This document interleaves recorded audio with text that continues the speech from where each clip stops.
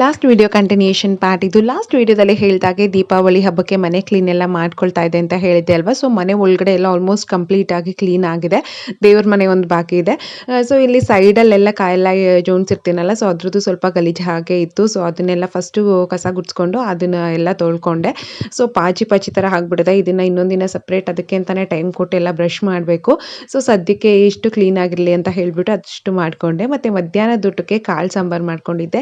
ಈ ಸಾಂಬಾರ್ ಸ್ಪೆಷಾಲಿಟಿ ಏನಂತಂದ್ರೆ, ಈ ಸಾಂಬಾರ್ನ ನಮ್ಮಮ್ಮ ಮೀಸಲು ಟೈಮ್ನಲ್ಲಿ ಮಾಡ್ತಿದ್ರು. ಮೀಸಲು ಅಂತಂದ್ರೆ ಮಾಡೋರಿಗೆ ಗೊತ್ತಿರ ಹೇಗೆ ಅಂತಂದ್ರೆ, ಫುಲ್ ಮನೆಯೆಲ್ಲ ಡೀಪ್ ಕ್ಲೀನ್ ಮಾಡ್ಕೊಂಡು ದೇವ್ರನ್ನ ತರಿಸಿ ಇಟ್ಟು ನಮ್ಮ ಮನೆಯಲ್ಲಿ ಪೂಜೆ ಮಾಡಿ ಎಡೆ ಹಾಕೋದು. ಎಡೆ ಅಂತಂದ್ರೆ ಜಸ್ಟ್ ಮುದ್ದೆ, ಅನ್ನ, ಸಾಂಬಾರ್ ಮತ್ತೆ ಪಾಯಸ ಇದನ್ನ ಎಡೆ ಹಾಕಿ ಪೂಜೆ ಮಾಡೋದನ್ನ ಮೀಸಲು ಅಂತ ಕರಿತೀವಿ. ಸೊ ಆ ಟೈಮ್ನಲ್ಲಿ ಮಾಡ್ತಿದ್ದಂಥ ಸಾಂಬಾರು ನನಗೆ ತುಂಬಾನೇ ಫೇವ್ರೇಟ್. ಸೊ ಇವತ್ತು ಕ್ರೇವಿಂಗ್ಸ್ ಆಗ್ತಿತ್ತು ಅಂತ ಹೇಳ್ಬಿಟ್ಟು ಅದನ್ನ ಮಾಡ್ಕೊಂಡೆ. ಇನ್ನು ದೇವ್ರ ಮನೆ ಕ್ಲೀನ್ ಮಾಡೋದೊಂದು ಬಾಕಿ ಇತ್ತಂತ ಹೇಳ್ಬಿಟ್ಟು ಫಸ್ಟ್ ಬೆಳ್ಳಿ ವಿಗ್ರಹಗಳು ಮತ್ತು ಬೆಳ್ಳಿ ದೀಪ ಎಲ್ಲಾನು ತೆಗೆದಿಟ್ಕೊಂಡೆ, ಸೆಪರೇಟ್ ವಾಶ್ ಮಾಡ್ಕೊಳ್ಳೋಣ ಅಂತ ಹೇಳಿ. ನಾನು ಯೂಟ್ಯೂಬ್ ನೋಡೋರ್ಗೆ, ಫಾಲೋ ಮಾಡೋರ್ಗೆ ಗೊತ್ತಿರುತ್ತೆ ಬೆಳ್ಳಿ ವಿಗ್ರಹಗಳನ್ನ ಹೇಗೆ ಕ್ಲೀನ್ ಮಾಡೋದು ಅಂತ ಸೆಪರೇಟ್ ವಿಡಿಯೋ ಮಾಡಿ ಹಾಕಿದ್ದೀನಿ ನಾನು. ಸೊ ನನಗೆ ಈ ಟ್ರಿಕ್ನ ಅಥವಾ ಏನು ಟಿಪ್ಸ್ ಅಂತಾನೆ ಹೇಳ್ಬೋದು, ಇದನ್ನ ಶಾಪ್ ಅವರೇ ಹೇಳ್ಕೊಟ್ರು, ಈ ರೀತಿ ಮಾಡ್ಕೊಂಡ್ರೆ ವಾಶ್ ಆಗುತ್ತೆ ಅಂತ. ಜಸ್ಟ್ ಇಲ್ಲಿ ಸಿಂಪಲ್ ಆಗಿ ಶೇರ್ ಮಾಡ್ತಾ ಹೋಗ್ತೀನಿ. ನಾನು ಹೊಸ ಟೂತ್ ಬ್ರಷ್ನ ತಗೊಂಡಿದ್ದೀನಿ.